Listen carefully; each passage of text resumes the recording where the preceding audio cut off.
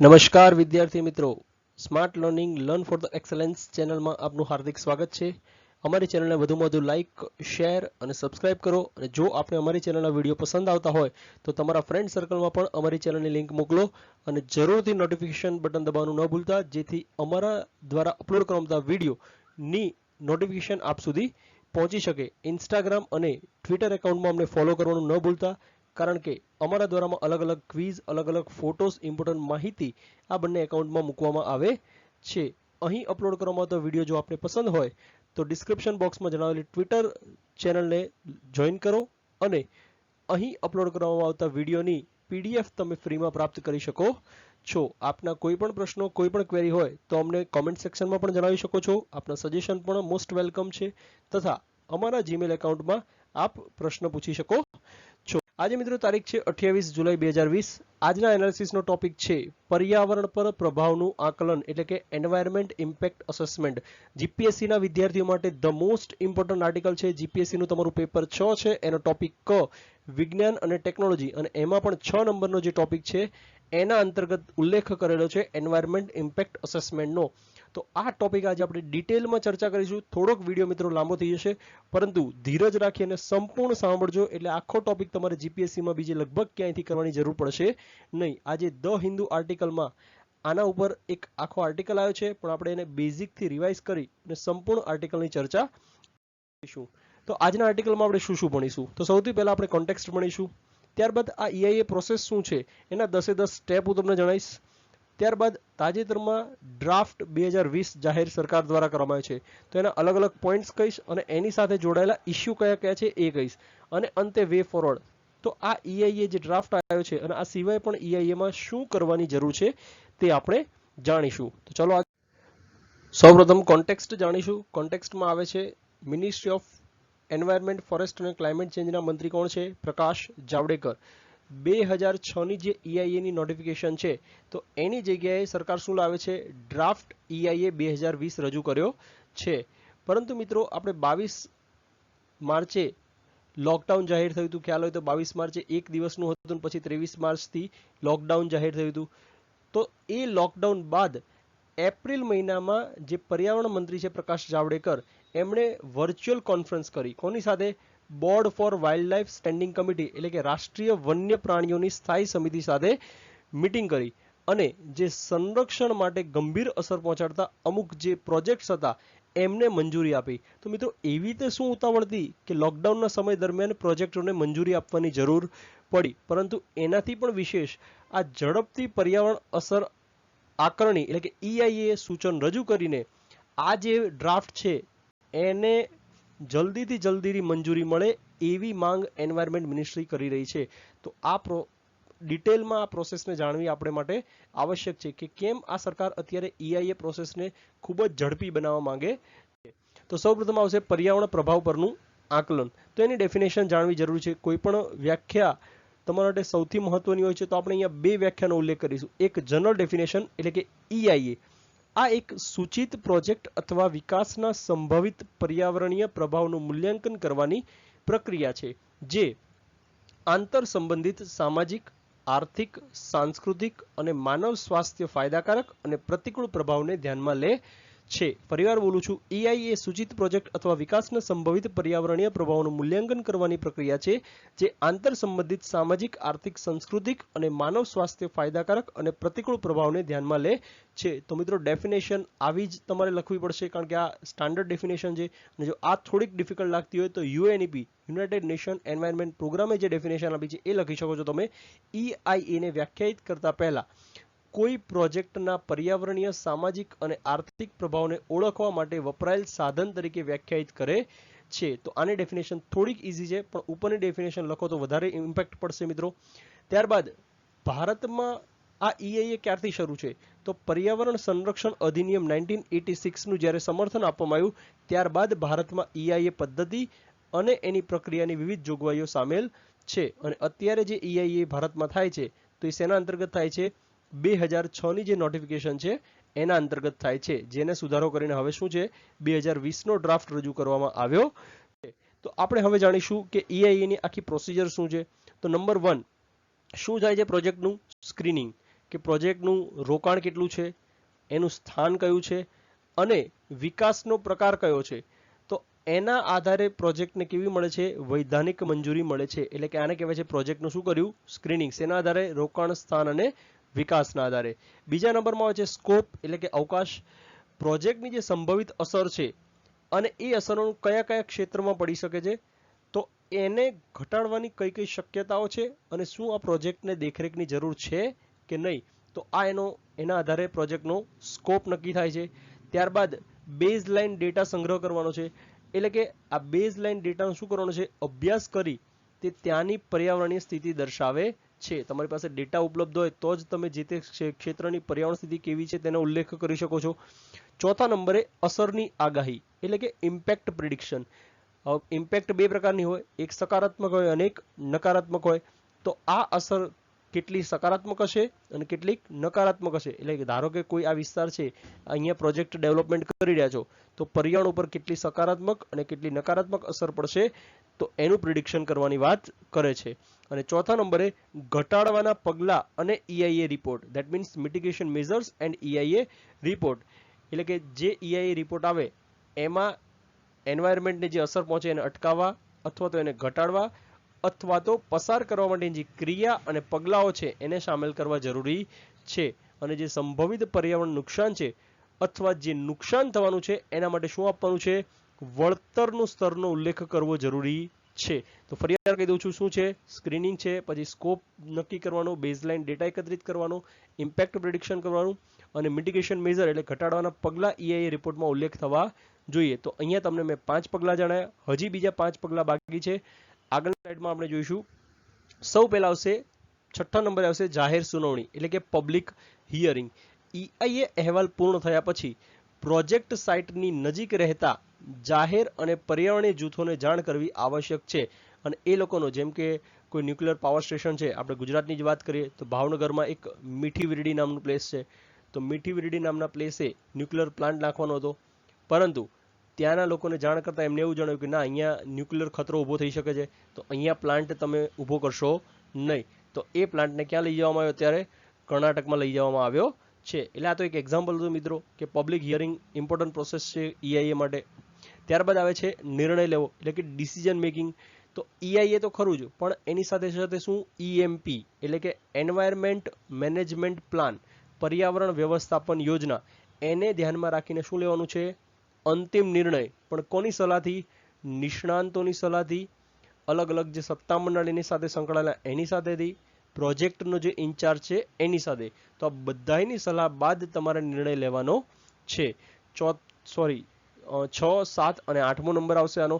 8મા નંબરે આવે છે પર્યાવરણીય સંચાલન યોજનાની દેખરેખ અને અમલીકરણ. એટલે કે પ્રોજેક્ટ તમારો શરૂ થાય ત્યાંથી પ્રોજેક્ટ પૂર્ણ થાય તો ત્યાં સુધીનું તમારું મોનિટરિંગ હોવી જોઈએ અને તમામ પર્યાવરણીય ગાઈડલાઈન ફોલો થાય છે કે નહીં એનું ધ્યાન રાખવાનું છે. એટલે શોર્ટમાં આપણે શું યાદ રાખીશું, મોનિટરિંગ અને implementation of the environmental management plan. ત્યારબાદ 9મા નંબરે આવે છે, શું આવે છે, વિકલ્પોનું મૂલ્યાંકન. એટલે કે અલગ અલગ વિકલ્પો કયા છે, શમન પગલા એટલે કે મિટિગેશન મેઝર્સ કહેવામાં આવે છે.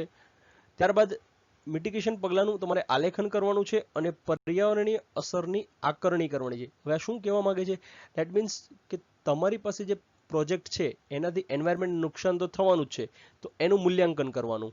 ત્યારબાદ એ પર્યાવરણની અસર ઓછામાં ઓછી થાય એ પગલાઓ દર્શાવવાના અને જો પર્યાવરણમાં અસર વધારે થાય તો એનો આકારણી અહેવાલ આપવાનો. એટલે આપણે એક જ શબ્દમાં યાદ રાખશું, શું કરવાનું છે, વિકલ્પોનું મૂલ્યાંકન, શમન પગલા અને પર્યાવરણ અસરની આકારણી કરવાની છે. અને 10મા નંબરે આવે છે જોખમનું મૂલ્યાંકન, રિસ્ક અસેસમેન્ટ. એટલે કે પ્રોજેક્ટના દરેક સ્તરે તમારે, એટલે પ્રોજેક્ટ શરૂ થાય, પ્રોજેક્ટ વચ્ચે હોય કે પ્રોજેક્ટ પૂર્ણ થાય, દરેક સ્તરે જે જોખમનું મૂલ્યાંકન છે એ પ્રાણીઓને હોય, વૃક્ષોનો હોય કે માનવને હોય, એ તમામ સ્તરે જોખમનું મૂલ્યાંકન કરવું આવશ્યક છે. ઘણા બધા મિત્રોને થયું છે સાહેબ બહુ લોડ થઈ ગયો, આ 10 પોઈન્ટ થઈ ગયા, તો 10 પોઈન્ટ અમે યાદ કેવી રીતે રાખીશું. તો મિત્રો યાદ રાખવા માટે મેં એક ટ્રીક બનાવી છે, જો તમને યાદ રહે તો ઠીક છે, યાદ રાખજો. SSB IMP DM વા રિસ્ક. શું યાદ રાખશો, SSB IMP DM વા રિસ્ક. S એટલે સ્ક્રીનિંગ, S એટલે સ્કોપિંગ, B એટલે બેઝલાઇન ડેટા, I એટલે ઇમ્પેક્ટ પ્રિડિક્શન, M એટલે મિટિગેશન મેઝર્સ, P એટલે પબ્લિક હિયરિંગ, D એટલે ડિસિઝન મેકિંગ, M એટલે મોનિટરિંગ, વા એટલે વિકલ્પોનું મૂલ્યાંકન એટલે કે વિકલ્પોનું એસેસમેન્ટ, અને રિસ્ક એટલે કે રિસ્ક અસેસમેન્ટ. મિત્રો આ વિડીયો કદાચ તમને થોડોક લેન્ધી લાગતો હોય તો ફરીવાર જોજો, જેથી તમારું રિવિઝન એકવાર, બે વાર અને 3 વાર રિવિઝન થઈ જશે. પછી આ વિડીયોની કોઈ પણ પ્રોસેસ તમને ભૂલાશે નહીં. ત્યારબાદ આવે છે મિત્રો આ જનરલાઇઝ પ્રોસેસ છે આખી EIA ની. મેં તમને જેટલા પણ સ્ટેપ્સ કીધા કે અહીંયા એપ્લિકેશન આવે છે, પછી EIA ફોર્મ આવે છે 1, 2 ને 3, ત્યારબાદ એનું શું ક્લિયરન્સ આવે છે, ત્યારબાદ ઇમ્પેક્ટ એસેસમેન્ટ થાય છે, EIA રિપોર્ટ આપે, પબ્લિક સુધી જાય છે, ફાઇનલાઇઝ થાય છે, ડિસિઝન લેવામાં આવે છે, અને અંતે કાં તો ન અપ્રૂવ થાય તો પ્રોજેક્ટ પાછો જાય છે, અને અપ્રૂવ થાય તો સર્ટિફિકેટ પ્રાપ્ત થાય છે, ડિઝાઇન આવે છે, અપ્રુવલ આવે છે, અને અંતે ઇમ્પ્લિમેન્ટેશન થાય છે. તો આ રીતે આખો ફ્લોચાર્ટ બની શકે છે તમારે. તો આપણા 10 સ્ટેપના આધારે પણ તમે ગુજરાતીમાં તમારો પ્રોસિજરલ ફ્લોચાર્ટ બનાવી શકો છો. આ અત્યારે આપણા માટે ઇમ્પોર્ટન્ટ નથી કારણ કે અંગ્રેજીમાં છે, પરંતુ આપણે જે 10 સ્ટેપ જણાયા એના આધારે તમે ગુજરાતીમાં ફ્લોચાર્ટ બનાવી શકો છો. ત્યારબાદ આવે છે જે આ EIA ડ્રાફ્ટ તાજેતરમાં રજૂ કરવામાં આવ્યો છે 2020, એની સાથે જોડાયેલા ઇસ્યુ કયા છે. તો પહેલો, પોસ્ટ ફેક્ટો અપ્રુવલ. તો પહેલા તો ઘણા બધા વિદ્યાર્થીઓ એમ થશે સાહેબ ઇંગ્લિશમાં કેમ લખ્યું છે પોસ્ટ ફેક્ટો, તો આનો મિત્રો કોઈ ગુજરાતી નથી. પછીથી મંજૂરી. શું કહેવાય છે? પછીથી મંજૂરી. પછીથી મંજૂરીનો મતલબ શું છે? હવે ધારો કે આ કોઈ લેન્ડ છે, લેન્ડમાં આટલો જે પીસ છે એમાં કોઈ પ્રોજેક્ટ અપ્રૂવ થયો છે. અહીંયા એપ્રુવલ લેવાની જરૂર નથી. પ્રોજેક્ટ શરૂ થઈ ગયો, 50% જેવું રોકાણ થઈ ગયું, પ્રોજેક્ટ ઊભો થઈ ગયો, અને પછી તમે શું કરો છો? અપ્રુવલ લેવા જાઓ છો. તો આને કહેવાય છે પોસ્ટ ફેક્ટો અપ્રુવલ. શું છે? પર્યાવરણીય મંજૂરીઓ મેળવ્યા વિના નિર્માણ શરૂ કર્યું હોય અથવા તો તબક્કાવાર ચાલ્યું હોય તો પણ પ્રોજેક્ટ માટેની મંજૂરીઓ એનાયત કરી શકાય છે. તો મિત્રો આ જુઓ, મેં તમને ઉદાહરણ આપ્યું જ કે છે. એનો અર્થ શું થાય છે? પ્રોજેક્ટ દ્વારા થતા કોઈ પણ પર્યાવરણ નુકસાનને માફ. ધેટ મીન્સ કે તમે શું કર્યું? આ જે વિસ્તારમાં તમે પ્રોજેક્ટ અપ્રૂવ કર્યો તો અહીંયા જે પર્યાવરણને નુકસાન થયું એને તમે ઓલરેડી માફ કરી દીધું છે. આથી આ શું છે? ઉલ્લંઘન કાયદેસર કર્યો તમે. કે પહેલા તો શું આખી પ્રોસિજર થતી હતી, પ્રોજેક્ટ વાયબલ ન લાગે તો એને રદ કરતા હતા, પણ હવે તો તમે કાયદેસર કહી દીધું જ્યાં ઉલ્લંઘન કરો પ્રોજેક્ટ, કારણ કે રોકાણ થઈ ગયા પછી તો એન્વાયરમેન્ટમાં તમે કાં તો દંડ ભરશો ને કાં તો સજા આપીને એને છોડી મૂકશો. પ્રોજેક્ટ તો કંઈ આખો નાબૂદ કરવાના છો નહીં. ત્યારબાદ શું છે? આ જે પછીની મંજૂરી છે એ પર્યાવરણના ન્યાયશાસ્ત્રના મૂળ સિદ્ધાંતનું અપમાન છે, અને જે સાવચેતીનો સિદ્ધાંત છે આનું પણ ઉલ્લંઘન છે. કારણ કે આ બંનેનો આધાર શેના ઉપર છે? પર્યાવરણીય સ્થિરતાના સિદ્ધાંત ઉપર છે, કે જે માનવ છે, પશુ છે, પક્ષી છે, એના વચ્ચે હંમેશા બેલેન્સ બનેલું હોવું જોઈએ. આ ન હોય તો આ પોસ્ટ ફેક્ટો અપ્રુવલનો કોઈ મતલબ છે નહીં. ધેટ મીન્સ આ એક મોટો ઇસ્યુ સંકળાયેલો છે ડ્રાફ્ટ 2020 સાથે. ત્યારબાદ આવે છે બીજું, જાહેર પરામર્શ પ્રક્રિયા. તો શું થયું છે? તો જે જાહેર પરામર્શ પ્રક્રિયા માટે 30 દિવસનો સમય હતો એ આ ડ્રાફ્ટમાં ઘટાડીને કેટલો કર્યો છે? 20 દિવસ કર્યો છે. હવે જો પ્રોજેક્ટમાં ધારો કે કોઈ વિસ્તારમાં પ્રોજેક્ટમાં અપ્રુવલ છે તો લોકોના મંતવ્ય, ટિપ્પણી અને સૂચનો તૈયારી માટે યોગ્ય સમય નહીં આપવામાં આવે તો આ જાહેર સુનાવણીનો કોઈ અર્થ રહેતો નથી. તો આ જાહેર પરામર્શનો કોઈ વિકલ્પ જ નથી. તો શું કરી શકાય? તો જ્યાં સુધી આ સાર્વજનિક સુનાવણી અર્થપૂર્ણ રીતે ન થાય તો શું કહેવાય? તમારી પારદર્શિતા અને વિશ્વસનીયતાનો આ પ્રોજેક્ટમાં અભાવ ગણી શકાય છે. તો આ સમય ઘટાડો છે એ ખાસ કરીને એવા વિસ્તારમાં મોટી સમસ્યા ઊભી કરશે, જેમ કે આપણે વલસાડ, ડાંગ, નવસારી એવા જિલ્લામાં આદિવાસી વિસ્તાર છે, ત્યાં તમારી માહિતીની સરળતાથી ઉપલબ્ધતા હોતી નથી, કારણ કે ત્યાં લોકોમાં સારી રીતે જાગૃતતા પણ હોતી, એટલે ઇન્ટરનેટ ઉપલબ્ધતા નથી, એ લોકો સુધી માહિતી નથી કે અહીંયા કોઈ પ્રોજેક્ટ બનવાનો છે, આ પ્રક્રિયાથી લોકો જાગૃત પણ નથી. તો એ લોકો આ જાહેર પરામર્શની પ્રક્રિયામાં ભાગ કેવી રીતે લઈ શકશે? તો આ દિવસ ઘટાડવાથી એક બીજા ઘણા બધા મુદ્દાઓ ઊભા થઈ શકે. ત્યારબાદ આવે છે અહેવાલ પાલનનો મુદ્દો આવે છે. તો અહેવાલ પાલનમાં શું છે?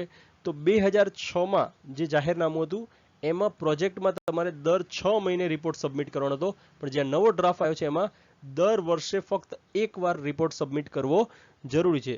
તો આનાથી શું થશે? તો જુઓ, આ જે ધારો કે આ પ્રોજેક્ટની એક લેન્ડ છે, આમાં તમે કોઈ કેમિકલ ફેક્ટરી નાખી છે.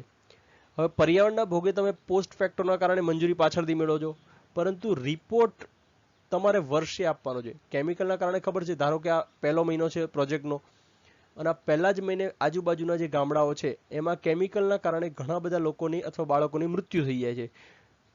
તો આ તો તમે ધીરે ધીરે 6 મહિના પછી ભૂલી જવાના છો, બાળકોની મૃત્યુ. તો એ તમારા એન્વાયરમેન્ટ ઇમ્પેક્ટ અસેસમેન્ટમાં આવશે નહીં. ત્યાંના કેટલા પશુ પંખી મર્યા, ત્યાં કેટલા ઝાડને નુકસાન થયું, તો એ તમારું 6 મહિના પછી દેખાશે નહીં. આથી આ અહેવાલનો જે 1 વર્ષનો સમય કર્યો છે એ નુકસાનકારક છે. આથી આ સમયગાળા દરમિયાન જે વિસ્તૃત રિપોર્ટિંગ સમયને પ્રોજેક્ટના કેટલાક મુદ્દાઓ ઉલટાવી શકાય છે અને પર્યાવરણીય, સામાજિક અથવા સ્વાસ્થ્યના પરિણામોને ધ્યાનમાં લેવામાં આવશે નહીં. ધેટ મીન્સ આમાં કોઈ ચીટિંગ થઈ શકે છે. ત્યારબાદ આવે છે ત્રીજો, EIA ની પ્રક્રિયાને બાયપાસ કરવી. શું કહેવામાં આવે છે કે ડ્રાફ્ટ નોટિફિકેશન એવું કીધું છે કે કેન્દ્ર સરકાર અમુક પ્રોજેક્ટને શું જાહેર કરી શકે છે, વ્યૂહાત્મક જાહેર કરી શકે છે, એટલે સ્ટ્રેટેજિક જાહેર કરી શકે છે. અને આ જે વ્યૂહાત્મક જાહેર કરશે તો એના સંબંધિત કોઈ પણ માહિતી જાહેર ક્ષેત્રમાં મૂકવામાં આવશે નહીં. તો આ તો એવું થયું કે તમે ઉલ્લંઘન કરવાની મંજૂરી આપી દીધી આ પ્રોજેક્ટને. ધેટ મીન્સ જે ઉલ્લંઘનનો અહેવાલ હશે એ પ્રોજેક્ટનો પ્રસ્તાવક, પ્રોજેક્ટ મારો હોય તો હું થોડું એવું કહેવાનું છું કે આમાં હું પર્યાવરણનું ઉલ્લંઘન કરું છું, તો આ તો તદ્દન ખોટી વાત છે. ભલે સરકારે કીધું કે ઉલ્લંઘનનો અહેવાલ એ પ્રોજેક્ટ પ્રસ્તાવક, સરકારના અધિકારી, મૂલ્યાંકન સમિતિ અથવા તો નિયમન અધિકારી દ્વારા કરી શકાય છે. હવે જુઓ, આ 4 જે પર્સન સરકારે જણાવ્યા, પ્રોજેક્ટનો પ્રસ્તાવક તો હું તો કોઈ દિવસ કહેવાનો જ નથી. ત્યારબાદ સરકારના અધિકારી, તો હોપ્સો અહીંયા કરપ્શન થઈ શકે છે. મૂલ્યાંકન સમિતિ, તો આમાં ખાનગી વ્યક્તિઓ પણ જોડાયેલા હોય છે, તો એ બાયસનેસ, તમારી પારદર્શિતા નહીં જણાય, વિશ્વસનીયતા નહીં જણાય. અને નિયમનકારી અધિકારીઓ, તો આ અધિકારીઓની વિશ્વસનીયતા પર કોઈ અત્યારે સવાલ ઉઠાવી શકે નહીં. પરંતુ અહીંયા પણ ક્વેશ્ચન માર્ક છે, કરપ્શન થવાના ચાન્સીસ છે, પોતાના ખાનગી હિતો પૂર્ણ થવાની સંભાવના છે.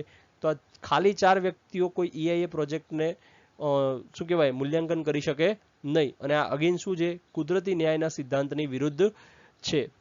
વધુમાં જે આ ડ્રાફ્ટ નોટિફિકેશન છે, એક જ મિનિટ મિત્રો, આને આપણે રબ કરી નાખીએ એટલે તમને યાદ આવે.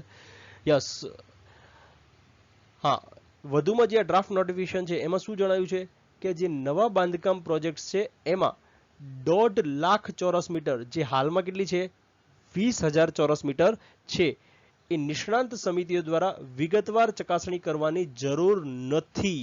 યાદ રાખજો, કેટલા 20,000 ચોરસ મીટર હતું, હવે કેટલા 1.5 લાખ ચોરસ મીટર સુધી તમારે શેની જરૂર નથી, વિગતવાર ચકાસણી કરવાની જરૂર નથી. અને EIA નો અભ્યાસ અને જાહેર સલાહની પણ જરૂર નથી. ધેટ મીન્સ કે 1.5 લાખ ચોરસ મીટરમાં કોઈ પણ કાર્ય કરશે તો એન્વાયરમેન્ટને શું નુકસાન થશે આપણે જાણી શકીશું નહીં. પરંતુ હજી આજના આર્ટિકલમાં 2 કલમ આપીને તમને ઇસ્યુ જણાવવામાં આવે છે કે કલમ 26 અંતર્ગત એવા પ્રોજેક્ટની સૂચિ પ્રદાન કરે છે કે જે પર્યાવરણીય મંજૂરી અથવા તો મંજૂરીને આકર્ષિત કરશે નહીં, જેમાં કોલસાની ખાણ, તેલ, મિથેન, શેલ ગેસ જેવા સિસ્મિક સર્વેક્ષણનો પણ સમાવેશ કરવામાં આવે છે. ધેટ મીન્સ આ કલમ અંતર્ગત આ જે કોલસાની ખાણ છે, તેલ, મિથેન, શેલ ગેસ, જેના કારણે તમે આર્ટિફિશિયલ ભૂકંપ પણ ક્રિએટ કરી શકો છો, તો આના કારણે એન્વાયરમેન્ટને મોટું નુકસાન થઈ શકે છે. તો આવા સર્વેક્ષણને પણ EIA માં સમાવેશ કરવાનો તો એક મોટો ઇસ્યુ છે. ત્યારબાદ જે કલમ 1 છે એમાં રાષ્ટ્રીય ઉદ્યાન અભયારણ્ય છે, ત્યાં પાઇપલાઇન ઇન્ફ્રાસ્ટ્રક્ચર પસાર કરો, તો આવા કિસ્સામાં જે જિલ્લાઓ ત્યાંના હશે એમની જાહેર સંડોવણીનો અવકાશ કેવો કરી દીધો છે, મર્યાદિત કરી દીધો છે. અને કેટલાક અન્ય પ્રોજેક્ટને જાહેર પરામર્શમાંથી મુક્તિ આપી દીધી છે. ધેટ મીન્સ ટૂંકમાં એવું છે કે જે આપણે EIA પ્રોસેસ આગળ ડિસ્કસ કરી એમાં ઘણી બધી વસ્તુઓ બાયપાસ કરવામાં સરકારે આ નોટિફિકેશન જાહેર કરી છે. અંતે આપણે વે ફોરવર્ડ જાણીશું. વે ફોરવર્ડમાં પહેલો નંબર, મંત્રાલયે જાહેર પરામર્શ માટેનો જે સમય ઘટાડ્યો છે એના બદલે શું કરવાની જરૂર છે, માહિતીની પ્રાપ્તિ સુનિશ્ચિત કરવાની આવશ્યકતા છે, જાહેર સુનાવણી અંગે જાગૃતતા ફેલાવવાની જરૂર છે, અને સમગ્ર EIA પ્રક્રિયા પર એની અસર ઉપર મુખ્ય ધ્યાન કેન્દ્રિત કરવાની જરૂર છે. ત્યારબાદ સરકારે જે આ અમલદારશાહીના કારણે પ્રોજેક્ટમાં વિલંબ થાય છે, જટિલ કાયદાઓમાંથી નીકળી પર્યાવરણીય મંજૂરી આપવામાં કેટલો એક પ્રોજેક્ટને 238 દિવસ જેવો સરેરાશ સમય લાગે છે. તો આ વિલંબને ઘટાડવો જોઈએ. એટલે સરકાર એવું સમજે છે કે જો તમે EIA પ્રોસેસ ઘટાડી નાખશો તો જલ્દીથી પ્રોજેક્ટને અપ્રુવલ મળી જશે, પણ એવું નથી. તમે જો આ 238 ડેઝ છે જે અમલદારશાહીમાં વિલંબ થાય છે એ પ્રોસેસને તમે ઘટાડો તો તમારે EIA પ્રોસેસમાં સુધારા કરવાની જરૂર પડશે નહીં. ત્યારબાદ EIA સાથે સાચા અર્થમાં ટકાઉ વિકાસ એટલે કે સસ્ટેનેબલ ડેવલપમેન્ટને પ્રાપ્ત કરવા માટે આપણે શું કરવું પડે, સામાજિક પ્રભાવ આકારણીની પણ જરૂર છે. એટલે એવું નથી કે માત્ર EIA જ કરવાની જરૂર છે, પણ EIA સાથે સોશિયલ ઇમ્પેક્ટમેન્ટ અસેસમેન્ટ પણ કરવાની આવશ્યકતા છે. અંતે આપણે કન્ક્લુઝન તરફ જઈશું મિત્રો. કોવિડ-19 એ સુખાકારી માટે પ્રકૃતિના મૂલ્યનું શક્તિશાળી પ્રદર્શન કર્યું છે. કેમ? તો જુઓ, કોવિડ-19 શેમાંથી આવ્યો છે? કોઈ પક્ષીમાંથી જ આવ્યો છે, બેટ્સમાંથી આવ્યો છે. હવે બેટ્સને જો જંગલ વિસ્તાર કે વન વિસ્તારમાં એને રહેવાની જગ્યા હોત તો એ માનવ સ્થળે આવ્યો હોત નહીં, અને માનવ સ્થળે ન આવ્યો હોત તો એ આપણી હ્યુમન ચેનમાં આવી અને આટલી બધી કરોડોની સંખ્યામાં મનુષ્યોને નુકસાન પહોંચાડ્યું ન હોત. આથી કોવિડ-19 એ સુખાકારી માટેના પ્રકૃતિના મૂલ્યનું શક્તિશાળી પ્રદર્શન કર્યું છે, જે ખોવાયેલા જંગલો અને કબજે કરેલા વન્ય પ્રાણી જીવનમાં વાયરસના જળાશયોને માણસને નજીક લાવી દીધા છે અને ખરાબ આરોગ્યથી તેમના આરોગ્યને શું કરે છે? નષ્ટ કરે છે. આ સિવાય પણ મિત્રો તમે કન્ક્લુઝન લખી શકો છો. બીજું પણ કે શું લખી શકો છો કે એન્વાયરમેન્ટ ઇમ્પેક્ટ અસેસમેન્ટના કારણે, પર્યાવરણીય એન્વાયરમેન્ટ ઇમ્પેક્ટ અસેસમેન્ટના કારણે જે 2006ની નોટિફિકેશન અંતર્ગત પર્યાવરણ, સમાજ, પ્રાણી અને પક્ષી એમના વચ્ચે જે સંતુલન જળવાયું હતું તે સંતુલન આ ડ્રાફ્ટ નોટિફિકેશન 2020 દ્વારા ખોરવાની સંભાવના છે. આથી પર્યાવરણ, સમાજ, પ્રાણી અને પક્ષી આમની વચ્ચે સંતુલન બની રહે તે મુજબ તમારે ડ્રાફ્ટ નોટિફિકેશન બનાવવાની આવશ્યકતા છે. મિત્રો, આજનો લેક્ચર આપને કેવો લાગ્યો જરૂરથી કોમેન્ટ સેક્શનમાં જણાવજો. અમારી ચેનલને વધુમાં વધુ લાઇક, શેર અને સબસ્ક્રાઇબ કરજો. નોટિફિકેશન બટન પ્રેસ કરવાનું ન ભૂલતા, જેથી અમારા દ્વારા અપલોડ કરવામાં આવતા વિડીયો આપ સુધી પહોંચી શકે. અમને ઇન્સ્ટાગ્રામ અને ટ્વિટર ઉપર ફોલો કરવાનું યાદ રાખજો. અને જો આજનો વિડીયો આપને પસંદ હોય તો અમારી ટેલિગ્રામ ચેનલમાં જોડાઓ અને અહીં અપલોડ કરવામાં આવતા વિડીયોની ફ્રીમાં PDF આપ પ્રાપ્ત કરી શકો છો. તો આજના લેક્ચરમાં મિત્રો અહીં જ કન્ક્લુડ કરીએ છીએ આપણે. ફરીવાર એક નવા વિડીયો સાથે મળીશું. ત્યાં સુધી મને રજા આપો. Thank you very much. જય હિન્દ.